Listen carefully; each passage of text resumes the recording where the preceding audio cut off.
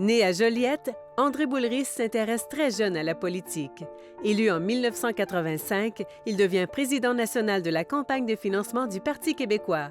Par la suite, il est réélu dans Sainte-Marie-Saint-Jacques pour 4 mandats consécutifs. Bienvenue à Mémoire des députés.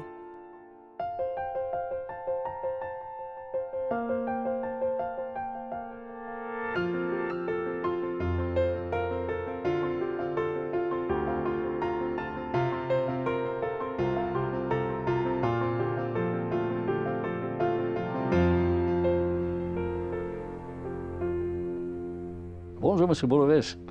Bonjour, M. Grain. Heureux de vous retrouver, d'ailleurs. Ben, moi aussi. Bienvenue à Mémoire de député. Bien, merci de m'avoir invité. Oui.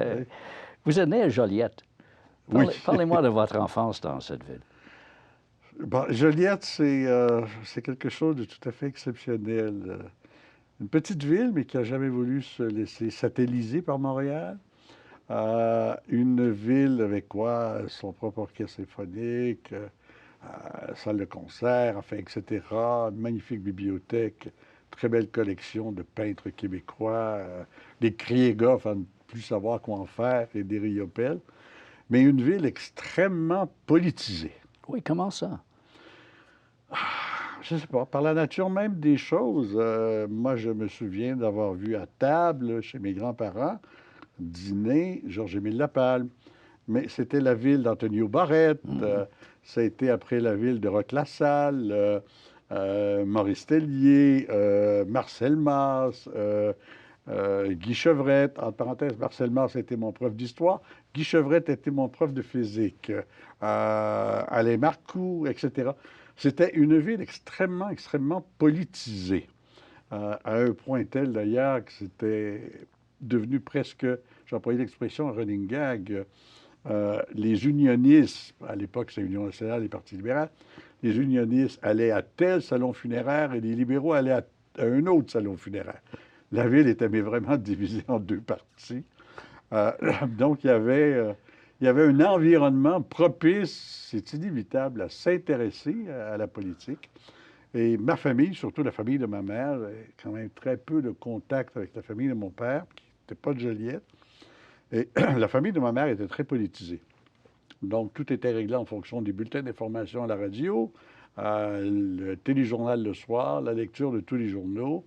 Mes parents s'intéressaient à la chose publique, c'est inévitable. Donc, forcément, l'environnement a énormément joué. Les gènes, peut-être aussi un peu, je ne sais pas. Ouais. Mais est-ce que dans la famille, tout le monde était du même parti à ce moment-là, ou est-ce qu'il y avait des différences? La famille de ma mère était, mais très majoritairement, très largement une famille libérale. Par contre, la famille de mon père était Union nationale. Alors, vous pouvez vous imaginer, ma mère me racontait qu'à l'occasion, mon grand-père avait des arguments assez solides avec mon père, en lui disant comment ai-je pu donner la plus belle et la plus intelligente de mes filles à un, c'est d'Union nationale comme toi. Mais à la fin, c'est une famille qui a fait un choix politique très clair. J'ai eu droit de vote pour la première fois en 1966, puisqu'on avait abaissé l'âge de votation. Et je suis allé voter avec ma grand-mère, qui avait 96 ans. C'était la plus vieille citoyenne de la ville, une famille assez connue, donc je marchais avec elle vers le bureau de scrutin. Les deux petits journaux locaux étaient là pour la photographier. Il lui avait demandé, mais ce serait indiscret de vous demander pour qui vous avez voté. Et elle s'était retournée, puis elle avait dit, j'ai sans aucun doute voté pour le même parti que mon petit-fils. Et elle se retourne vers moi, puis elle me dit, tu as voté pour qui? J'ai voté pour la rienne grand-mère. Ben, elle dit, ben là, moi aussi, j'ai voté pour mon petit-fils en même temps. 96 ans, quand même. Et ça veut dire que vous étiez intéressé à la politique très jeune, là. Oui, je me suis beaucoup plus intéressé à la politique immédiatement après la mort de Duplessis, où est arrivé le Parti libéral, qui a été un grand parti, avec M. Lesage, M. Lévesque, Gérin Lajoie, Éric Kirian, Georges-Émile Lapalme, je ne sais pas si je l'ai déjà nommé, mais une équipe vraiment, ça passe à l'histoire du Québec, c'est tout à fait normal, légitime. Donc un mouvement énorme et en plus de cela, un mouvement aussi en provenance des étudiants. Commençais mes études, c'était le collège, etc. Et on commençait à bouger, nous aussi, en appui avec cette nouvelle politique, cette révolution tranquille, comme on l'a appelée. Mais vous étiez toujours ériniste ou est-ce que... J'étais toujours ariniste, quoique j'ai eu beaucoup de sympathie pour Daniel Johnson père, etc. J'ai vécu forcément la grande visite de 1967, dont on vient de commémorer l'anniversaire. Et puis en 70, au plein mois de février, un 13 février plus précisément, avec un foie de canard, sur la grande place centrale de Joliette, il y a une jeune fille, amie à moi depuis longtemps, qui me dit « Mon mari va être candidat ». Ah, ben, je dis, ne t'inquiète pas, j'ai voté pour lui. Elle dit, oui, mais ça ne se passe pas comme ça. Il faut qu'il soit d'abord élu à l'intérieur du parti et après, il sera candidat à l'élection. Alors, elle m'a vendu ma carte de membre. J'ai adhéré le 13 février au Parti québécois. C'était 2 $. Elle pratiquait la théorie de Marcel Léger, carnet de poche et de sacoche. Donc, elle avait sorti son carnet tout de suite et 2 $. C'était Lorraine Landry, l'épouse de Bernard Landry. Mais pourquoi avez-vous décidé de faire un DEC en éducation spécialisée, puis à la suite des études en administration? Qu'est-ce qui vous intéressait là-dedans? Je vais être très franc avec vous, je me cherchais en termes de carrière. J'étais intéressé de faire la psychologie de la publicité. Mais ce cours ne se donnait qu'à Chicago. Et j'avais à la fois le bonheur et le malheur d'être enfant unique. Alors, partir pour Chicago, la ville d'Al Capone. Alors, vous imaginez la frayeur de mon père. Ma mère, ça allait, mais j'avais un père poule. La frayeur de mon père. Après ça, j'avais pensé architecture, etc. Et puis, j'ai rencontré un ami qui était dans ce domaine et qui me dit comment est-ce que c'est fabuleux de travailler avec à la fois des enfants ou des préadolescents. Et puis, je me dis, mais pourquoi pas? Et puis, finalement, ben, j'ai embarqué là-dedans. Oui. Vous avez travaillé plus de 10 ans comme attaché au directeur général de la commission scolaire régionale de Chambly. Et je suis certain que c'est à ce moment-là que j'ai fait mon premier interview avec vous. On n'a pas parlé de l'éducation, on a parlé du Parti québécois. Et comment avez-vous, parce que je connais votre implication au parti, était assez solide dans ce temps-là. Comment avez-vous pu faire votre job du jour et être si impliqué en politique? Ben, le job se faisait le soir, se faisait les fins de semaine. Donc, j'étais très appliqué au travail qu'on m'avait donné à la commission scolaire.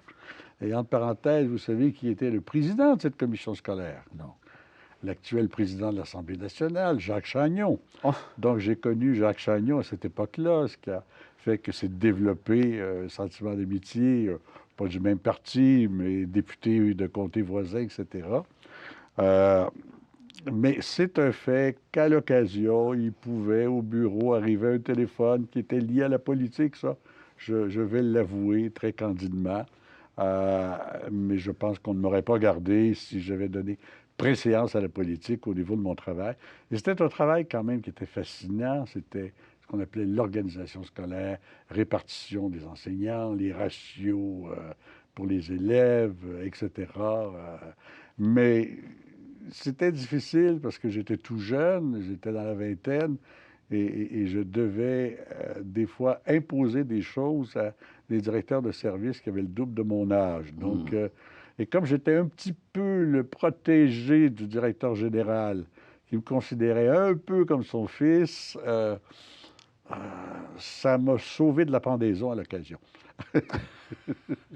Parlant de ça, vous étiez dans Montréal-Centre, qui a toujours été a eu la réputation d'être des purs et durs, ainsi que l'aile gauche du Parti québécois. Est-ce que cette réputation était méritée? Oui, elle était méritée à quand même bien des égards. On m'a dit que M. Lévesque avait, à un certain moment donné, parlant de moi, dit « Ah, le bolchevique président de Montréal-Centre ». Mais je me disais, c'était ma philosophie. Si on veut obtenir un centre, il faut vraiment pousser dans l'autre direction et après ça, les choses vont s'adapter et on arrivera à une position peut-être un peu plus équilibrée. Mais je ne regrette absolument rien des gestes, paroles posées durant les années de présidence de Montréal-Centre. Et ce n'est pas parce que c'était mon parti qui était au gouvernement que je devais devenir un béni oui-oui. Je pense que je faisais mes interventions où je déplorais certaines choses, mais je crois l'avoir fait avec élégance et surtout honnêteté envers mon parti. Mais est-ce que Montréal-Centre n'était pas une sorte d'empêcheur de tourner en ronde pour le Parti québécois pendant un certain temps, là? Il l'a été à l'occasion. Disons que dans les troupes, il y en avait qui avaient peut-être un peu cette mentalité là, qu'on pourrait qualifié de défaite en défaite jusqu'à la défaite finale, là, comme on disait autrefois des partis communistes. Mais on arrivait quand même à contrôler et à avoir une voix médiane. Ouais. Mais fait avancer des choses quand même. Ouais. La loi sur les renseignements personnels, cette loi québécoise qui fonctionne très bien, mais c'est sorti de Montréal-Centre, ça. Alors, il y avait des propositions de Montréal-Centre qui étaient adoptées avec une très vaste majorité parce qu'elles allaient dans le bon sens et selon la philosophie du parti, ce qui faisait oublier peut-être à l'occasion certains petits parages. Et en plus, avant d'être président de Montréal-Centre, vous étiez président pour le Parti québécois dans le comté de Westmount. Là, ça, c'est vraiment du missionnariat, non? Ah, ce qui faisait rire tout le monde. Mettons 10% des francophones qui habitaient la circonscription de Westmount étaient membres du Parti québécois. Non. Oui. Dans ce temps-là? Oui. Le financement était énorme. Les gens étaient très généreux. Donc, cet argent-là, nous, en campagne électorale, c'était merveilleux parce qu'on pouvait aider les circonscriptions moins fortunées à faire élire leurs députés. Parce que je disais, vous savez, Westmount, nous, on n'aura jamais de députés. Ce qui est faux, on a finalement eu un député péquiste à Westmount, Richard Holden. Hein? Mais président de Westmount, ça donnait lieu à des choses tout à fait cocasses. Je me souviens, une proposition sur l'agriculture, je suis allé intervenir au micro et Jean Garon, ministre de l'Agriculture, que tout le monde adorait, vient après et me dit, mais de quoi se mêle le député de Westmount en agriculture? Dans Westmount, à part un géranium et 3 plants de marijuana, il n'y a pas grand-chose d'agriculture. Donc, il y a des fois, président de Westmount, ça provoquait un sourire, mais par contre, on avait des choses intéressantes à dire, nous aussi, comme militants. Oui. Vous êtes devenu le candidat du PQ dans Saint-Jacques pour une élection partielle en 1984. C'était en pleine crise du beau risque. Quel côté avez-vous appuyé dans le beau risque, M. Lévesque ou les autres? Je n'étais pas en faveur du beau risque, du moins pas à ce moment-là. Nous avions, et je suis, mais de la plus grande franchise avec vous, Jean, nous avions 3 sondages en poche. Ça aurait été la première fois que le Parti québécois a gagné une élection partielle. Le sondage le plus pessimiste ne nous donnait que 9 d'avance. Mais on avait dit à M. Lévesque, écoutez, le beau risque est peut-être quelque chose qui pourrait peut-être être étudié. Mais il ne faut surtout pas commencer à parler de ça immédiatement. On risque de renverser la vapeur, faire changer l'opinion publique, aller sur une autre lancée si on remporte cette élection partielle. Et M. Lévesque n'a rien voulu savoir, ce qui fait que la journée du vote, eh bien, les péquistes ne sont pas sortis. Donc, malheureusement, j'ai perdu. Mais pour me reprendre l'année suivante quand même. Oui. Vous étiez élu, comme vous dites, l'année suivante. comme député de l'opposition, en fait. Oui, député d'opposition. Comment avez-vous fait vos classes comme critique, là? Parce que vous avez commencé quand même avec un gros comme relations internationales. J'ai commencé, pas exactement comme relations internationales, mais j'ai commencé comme porte-parole d'opposition pour la culture. Hmm. Et, et j'en voulais à Pierre-Marc Johnson parce que moi, jeune député, sans aucune expérience parlementaire, je me retrouvais à l'Assemblée nationale à affronter la femme politique la plus expérimentée du Québec, Lise Bacon, qui était vice-première ministre, si je me souviens, Ouais. et ministre de la Culture. Je me souviens qu'à la première question que j'ai dû lui poser, je pense que j'ai perdu 20 kilos. Ouais.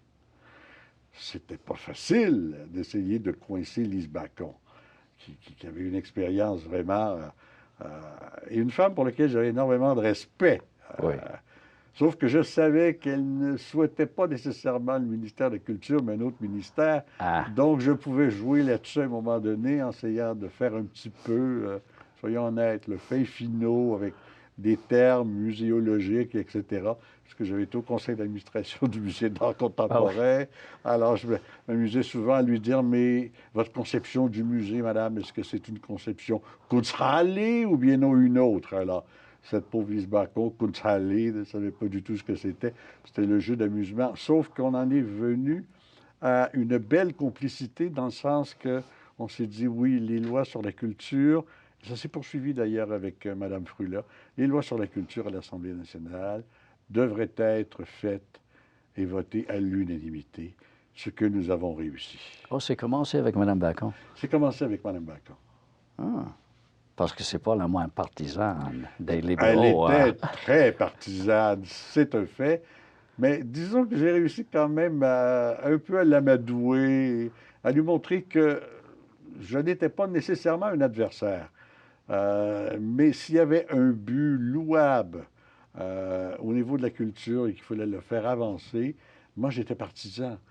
J'étais prêt à des concessions. Il fallait qu'elle soit prête également à des concessions.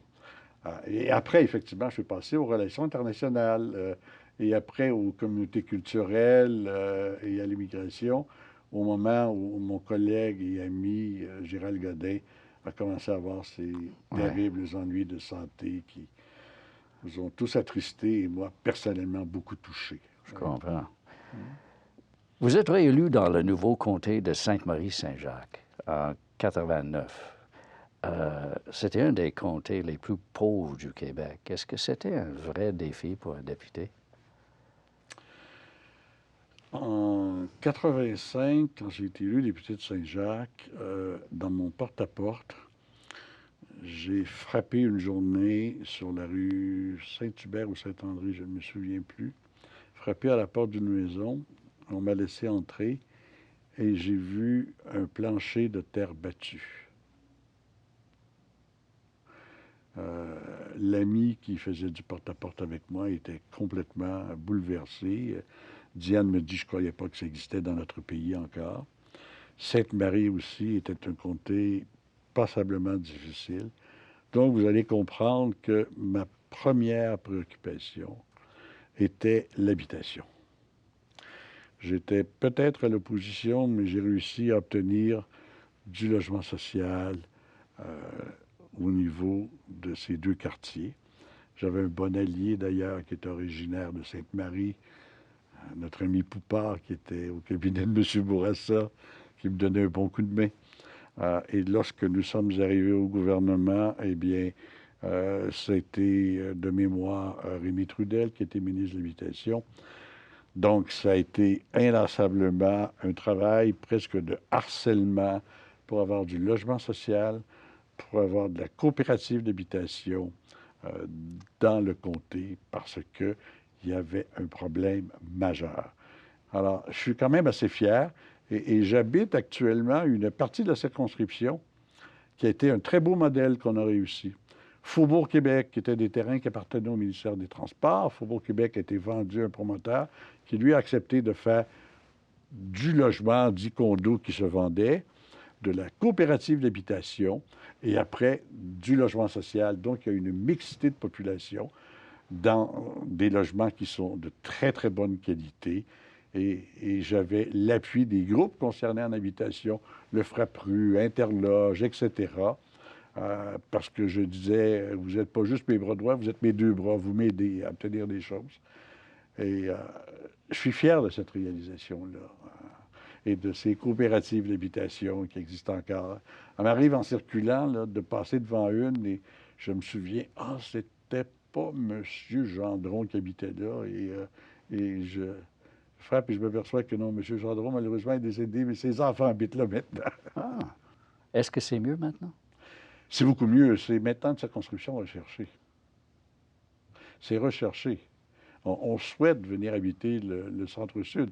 Le plateau Mont-Royal a toujours eu un attrait, le Vieux-Montréal aussi, c'est prestigieux, le Vieux-Montréal, mais centre-sud, ce qui englobe Sainte-Marie, c'était non.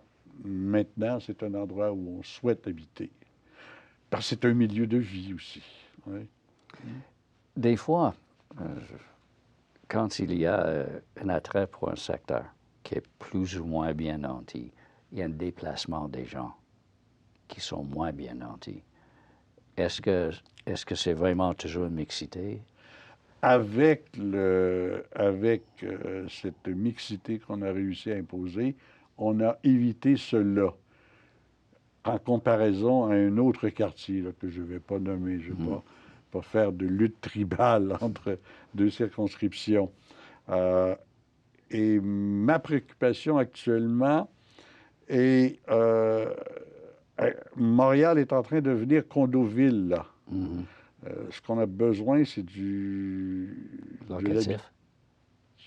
logement, là, pour des familles, etc.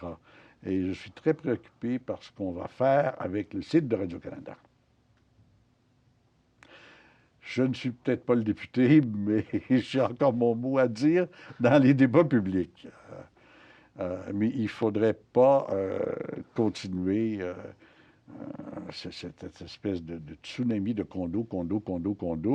Au résultat, ne vivront dans le centre-sud comme tel des célibataires ou des petits vieux comme moi, là. Il faut des familles, parce que nos écoles vont fermer aussi. Oui. Et un quartier sans enfants, c'est un quartier triste.